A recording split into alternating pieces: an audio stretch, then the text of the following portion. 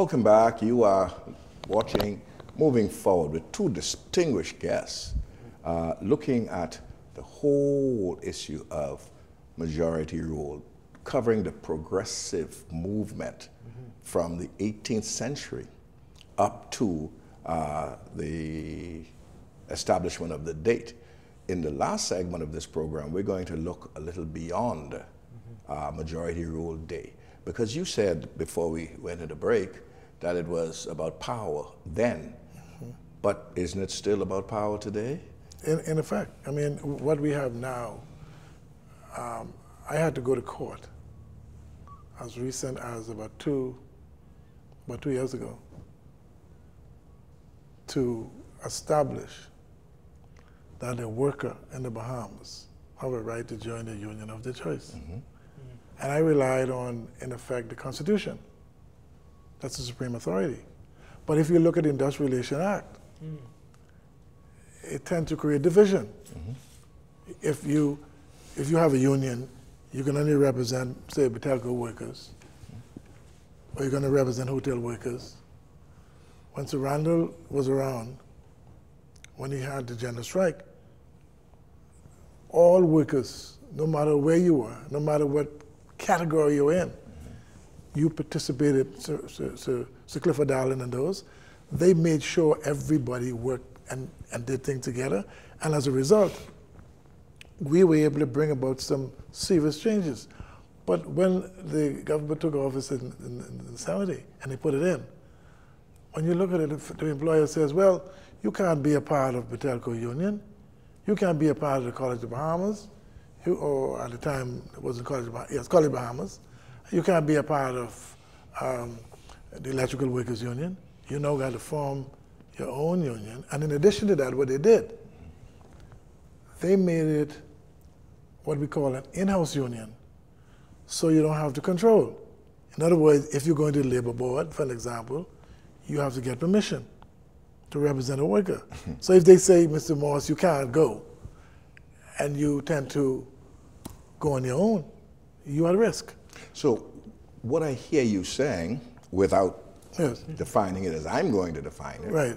See, this is my program. Yes. I can define it the way I want to define it. You are saying that those who were with the progressive movement in its activity stage, once they became leaders, they took another turn. Let's call a spade a spade. That's correct. And basically the same people are in power today. Yes. Maybe not in name, yes. but indeed, they're in power today. Yeah. The economic situation has not really changed. No. The social situation has changed only to a degree, but it is superficial. We still have the strict class situation in existence. Politically, the situation has not changed much because there is the same marginalization, discrimination, victimization still in existence today. Let the historian now tell us, why is it that we have not, in your opinion, come a lot further than where we are today? Well, I think we, first of all, have not learned the lessons of the past sufficiently. When we go back, for example, to the general strike, and I'm just building really on what Mr. Ferguson is saying. In 1958, and by the way, this January we're celebrating the 60th anniversary of the general strike. We had a Bahamas Federation of Labor, which was the umbrella organization for all unions to come together. So when you call and you tap on the man's shoulder and you say, let's go, he understood whether he was a hotel union worker or a taxi cab union worker or a sanitation worker union member. He understood that that meant we were all galvanizing together in solidarity towards a common cause, a common goal. But you see, this fracturing of the unions is a result of what was alluded to earlier by Mr. Ferguson, so that you have to align now with a particular craft, in other words, with a particular union, and the unions represent that particular interest group or that particular group of workers. But in 1958, That general strike was successful for 19 days. The entire country, the tourism industry, was put on a standstill because of the united solidarity that came about because of the BFL, and supported by the taxi cab union with Clifford Darling, and of course the Progressive Liberal Party with Pinning as the leader. We saw probably the apex of the quiet revolution in '58, because that was a monumental moment in which you had the politicization of the masses, where people came together for a common cause and defiantly stood up against Bay Street and its machinations, along with, of course, the colonial government. What our students and what our people today, I think, are missing is understanding and appreciating that we have so much that we need to fight for in this time, at this moment. And yet we've become complacent. That's right. That's the word. We've given in to the materialism of this world without realizing and recognizing that there is still this chasm between the haves and the have-nots. That's right. We are so easy to turn a blind eye to the poor, to the dispossessed, the persons that are sleeping outside with only the moon and the stars to look up to. We are too comfortable in our little That's right, areas. but I think you hit the nail on the head. You talk about us not knowing our history. And Marcus Garvey had the famous quote. A man without knowledge of his past is like a tree without a root. And his history and his culture is like a history without roots. Now, a tree without roots. Now, I hear we talk about the factionalization of the unions, but that's not where the problem is, you know. Problem is in the hearts of the people. Listen, I can speak with authority because I was in the middle of the progressive movement as a boy, because the late Sir Clifford Darling was my uncle, lived next door to us. He was my godfather. He was like my father. And we became so involved in the movement, and we lived a stone's throw away from the headquarters of BFL, where your office now is. And even now as I speak, I was in junior school. When they held their rallies, Windsor Park. Yes. And when Sam Stubbs, who was the soloist, he was the singer. Yes. Sam Stubbs. Still alive too. When Sam Stubbs Yes. began to sing and the people began to pray and the people began to rally, I couldn't attend. I was too young. I would come out in our yard, in the backyard, and the wind, depending on the direction, will bring all of that goings on. It caused the hair on the arms to raise. And I have that same feeling now. People were willing to fight for the rights of the masses, notwithstanding who the opponents were and what they had to lose. If you look back at history, those fighters, men and women, they put a lot on the line. Yeah. Many of them lost a lot. But it seemed today that before somebody speaks up, they have to, what's in it for me? What am I going to lose? So it goes actually to the heart of our people, of the individual, not so much the unions, because if they attempt to ring fence you in a union, then bust that fence down. I mean, they may say, well, you can only do this, but back in that day, when those people moved in marches from Southern Recreation Ground, that was it. That was it. The power of the people was greater than the people in power. When we, and I was on Bay Street, Black Tuesday, young teenager, when we hit Bay Street, that was it. It was in the spirit of the people. But that spirit has now been suppressed. And it's been suppressed to a great extent because of whichever government of the day, they seem to have abandoned the cause of the little man. I say this in the most authoritative way. The government decided to side with Sandals to challenge 600 workers from deciding which union they should be a part of. That matter could not even be resolved within the context of the Bahamas. We had to go all the way to the United Kingdom, to the Privy Council. And the Privy Council says, this is really nonsense. The people have decided. The government today didn't want to accept it. The employer decided not to accept. As a matter of fact, the government joined with the employer to challenge the workers at Privy Council.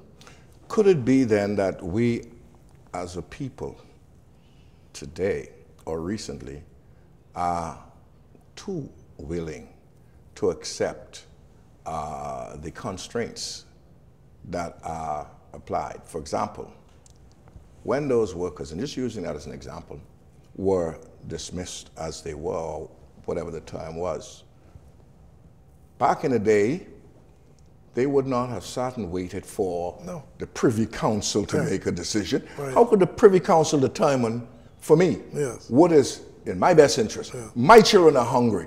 My children need to be clothed. My rent needs to be paid. I'm going to wait on the Privy Council. Doesn't matter who the government is.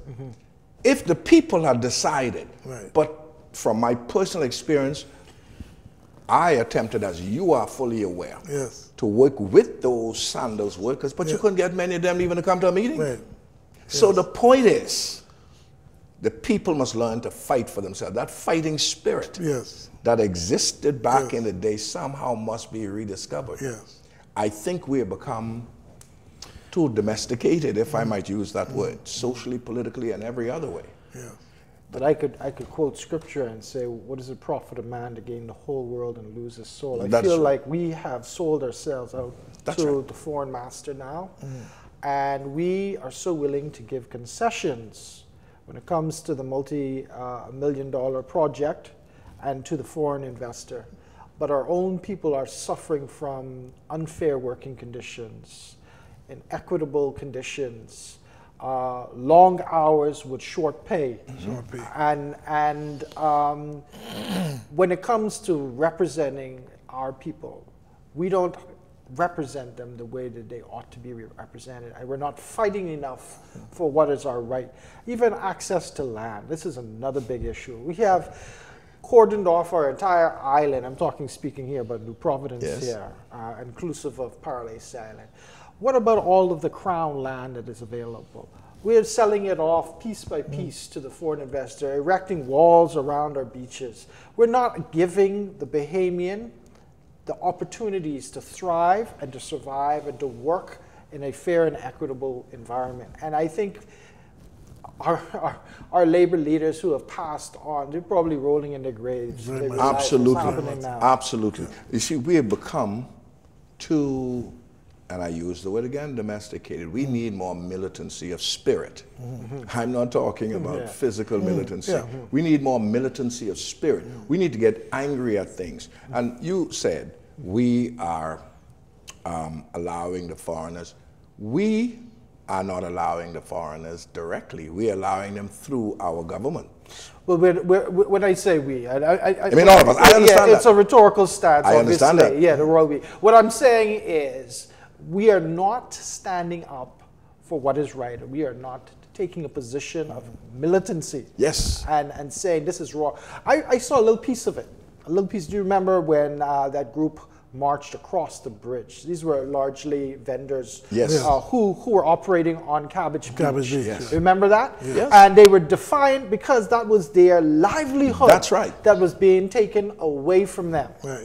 All right, and again, the sad and tragic moment in that, though, is I saw there were a few politicians who jumped on the bandwagon and tried to make some political mileage out of it, which often happens. But the point is, we see it in moments, okay, happening, but we don't see a sustained, systemic effort at moving this and galvanizing towards something purposeful so that our people get what is owing to them. Because we do not fully understand what went on back in that progressive period.